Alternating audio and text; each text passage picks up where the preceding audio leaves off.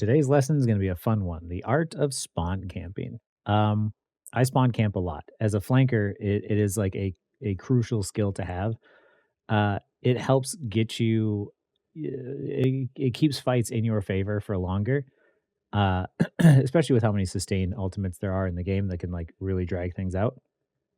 And it's super beneficial as like a flanker to know and have that timing in your head of when to spawn camp, because it's not just, you can't just spawn camp someone and sit outside the door. There's ways you have to do it. So I'll show you what I'm doing here in an actual game. So I'm moving up and you'll see up top they have Iron Man and they have Hulk. Um, Occasionally those slip through, and empowered Iron Man with the gamma power is really really brutal. He shreds through everything, even tanks. So a lot of people try to ban it out. I personally don't really care because of this right here. It's very easy for me as Psylocke to kill Iron Man. It's very easy to spawn camp him. So you see me going forward. We already failed the first push, and here I am. Iron Man is frequently in the air, and he takes damage really easily. So free pick right here, right? I immediately get up here because of the fact that I know that they're tanks, and the team were just constantly marking me. So here I'm applying as much pressure as I can, and applying I'm applying damage, but you can see that the enemy Cloak and Dagger had ulted, so there really wasn't much that I could do here in the first place. Like nothing was going to die, so I charged my ult, and then because of the fact that I knew nothing was going to die on the point for the next 6 seconds, I knew who was coming out of spawn and who I could kill. And now Iron Man is dead. So now what I did is I went and I made it a 6v5, and then uh, immediately started helping my team out and trying to flank on the backside. But with their enemy Cloak ulting, she stalled out long enough that the enemy Iron Man was going to come back in time. I wasn't going to be able to kill anything in there, so I specifically targeted the Iron Man to keep it at a 6v5. So now I come back out again to help my team. I ult, and I get another support ult out of them. I've pulled out more resources. So now I don't necessarily have to kill anything. I have turned it kept it from a 6v6 to a 6v5 this whole time. And then I pulled out support ultimates, which means that it gives my team openings in which they can use their abilities to kill them. So here I am attacking, doing what I can. And I see my team is now using our ultimates. And I know that the enemy team doesn't have their support ultimates because they used them both, right? Who's coming back from spawn now?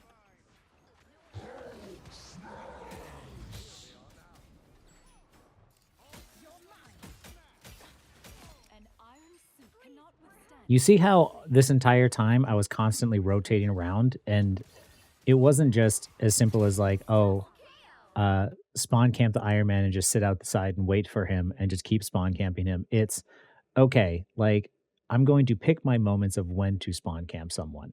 I'm going to uh get the pick, try and help my team. But then when I realize that there's sustain ults or some reason where I can't fight or I can't get the kill on them, but I can secure an easy kill on someone coming out of spawn who's not going to suspect it, I take that instead.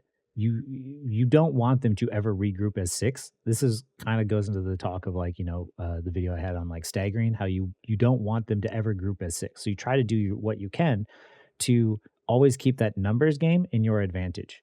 And after this, Iron Man ended up switching off, even though it's an empowered team up that is frequently banned in high elo games. I forced him off of this powerful team up, which almost never gets through because of the fact that I repeatedly just had his number. I just kept spawn camping him over and over again until he was just like, this is just not working.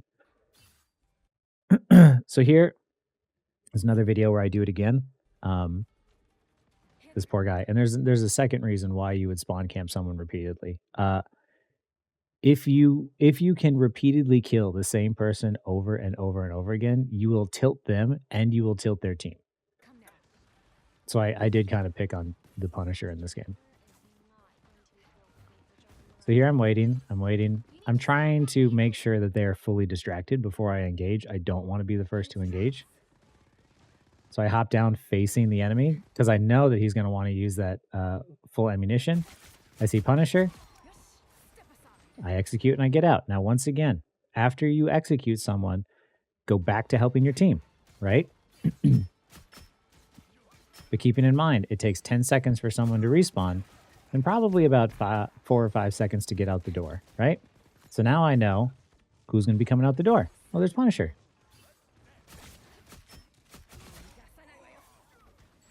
I almost die here. But once again, he's spawn camped again. Now, this entire time that we've been fighting, it's been 6v5. And anytime they're shooting at me, and they're not shooting at my team, but I'm still surviving. This plays out in our favor because then they're wasting resources trying to kill me, and when they can't, it means my team can have openings to attack them. So here I am trying to find an off angle, right? I am trying to shoot the enemy and try and find a way where I'm not standing directly next to my team. Like right here, I don't like this position, so I'm trying to find a way around it. But because my team is backing up and we're losing space, I take another off angle up top on the high ground, and you see me poking here. And you see here, I'm specifically poking the Punisher out, right? For a few reasons, but when you're shooting at people in Marvel Rivals especially, people aren't paying attention to what's behind them. They're only paying attention to what's in front of them. So Punisher has the right idea trying to hide behind cover, but he needs health. But the thing is like his support can't see him. And his support is now focused on trying to make sure Bucky stays up and stays alive. So I cloak in, another quick execute, right? And now I am, once again, you see how I change where I'm like, oh, there's a cloak coming in from behind. I'm going to start shooting at the cloak instead. I totally mess up there.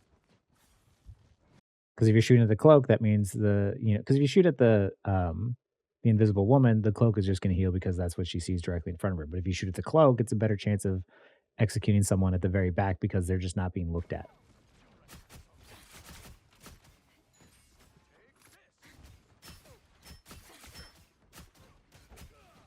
And once again, who's coming out of spawn?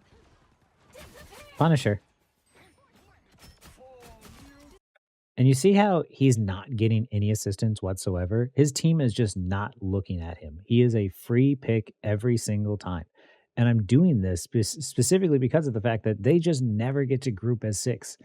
Even if they manage to get a pick on my team, it would still at least be a 5v5, which is still decent odds.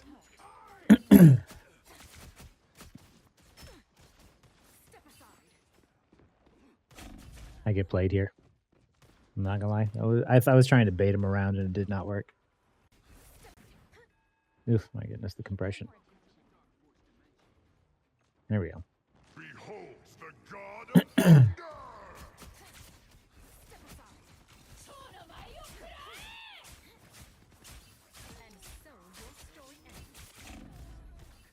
Oh yeah, I get blown up there. That's right. I really didn't think I was going to blow up that fast.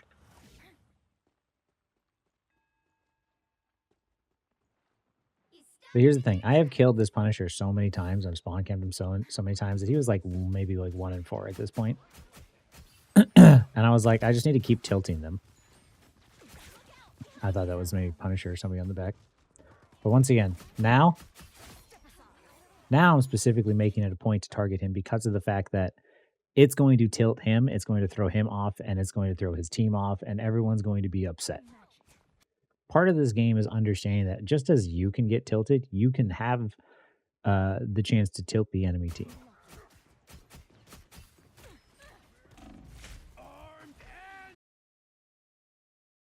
I deserve that.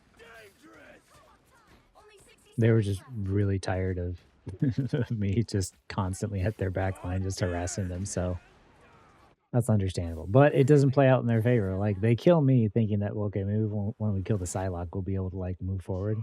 But that didn't work out. Us against the world.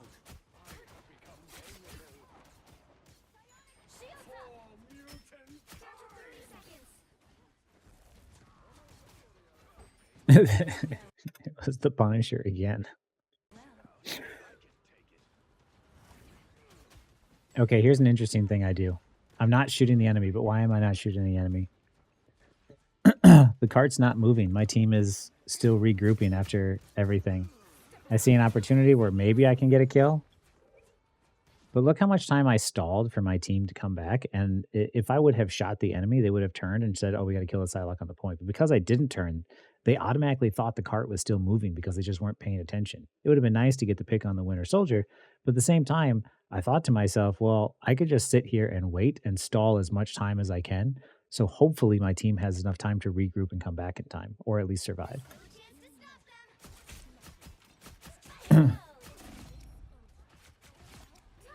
I was just lucky, I'm not gonna lie. It was nice, but it was lucky. You hear my friend helps keep me alive. There's that alt.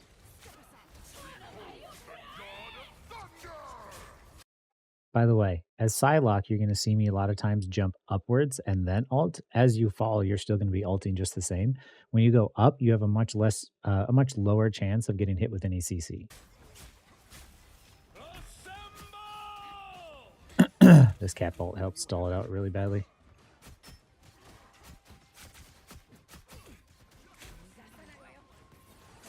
Once again, I am now. Oh, I die here. Yeah, that's right. I'm looking at the back though. Paying attention to the back.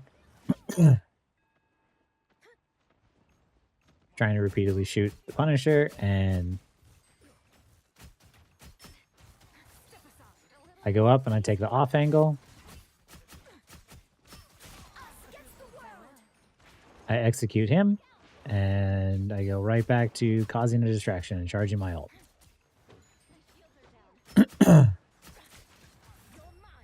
I go up and I take the high ground. Cloak ends up doing that right click whatever thing and phasing everyone off the point in overtime. And you can see here, it was Chateau's, who's 3 and 9. He died 9 times, got 3 kills over the course of the entire game. You saw how many times I went specifically to execute him and how many times I knew he was at the back coming up just out of spawn because we had executed him, because nobody's paying attention to him and no one sees him. This game is about objectives. Uh, it's not about just getting kills. Like, yeah, I got kills, but I only got 12 KOs and 9 final hits over the course of the entire like first round. But we were able to hold them off the entire time on that first point because of the fact that I never let them group as six. It was always in our favor, and I prioritized staying alive, executing, supporting my team when I could, and spawn camping the free easy pick whenever he just didn't see it coming, right? And using that high ground and stuff to my advantage in order to survive. Uh, it really helps, like when you think of the game. Oh, and because of the fact that also I was smart enough to sit there and just stand on the back of the cart and wait and just stall out and just wouldn't let the cart move, but also still try to survive. Like, there's these little tricks you can do in the game when, about objectives where you got to kind of try and think a bit creatively about it, right?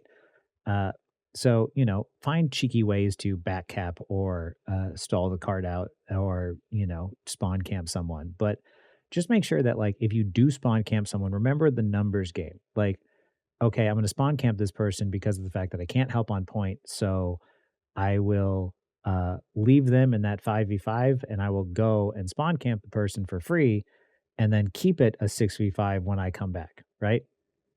Because realistically, especially on that first map, like when they kept using support alts and making it so I couldn't do anything, uh, the amount of time it takes to go and get the quick spawn camp and come back is about the same amount of time as one of the support alts. So, remember that like spawn camping isn't just like, oh, I'm going to sit outside the spawn and wait for this one person and like harass them and ruin their day, because it's an objective based game and it's a numbers based game. So when you spawn camp someone, you immediately have to go back and assist your team to increase the odds of your team winning that numbers game. And then if you're fast enough and you have the time, then you can go back and spawn camp someone again and repeat that process over and over again. And remember, it's sort of a mental note. After you kill someone, you can look at the clock and say, okay, in 12 seconds from now, I'm going to start rotating back to spawn camp the person, or you can just get a feel for it like I do. But uh, spawn camping is a very, very powerful tool in which to give your team the advantage. especially when you know that there are support ults happening where you're not doing anything anyway. So, yeah, uh, this works great on flankers, but, I'm sure tanks and other people can find a way to make it work too. So, yeah, go out there and have some fun spawn camping. And I apologize all the Iron Man and Punisher players out there. Yeah. Sorry for ruining your day.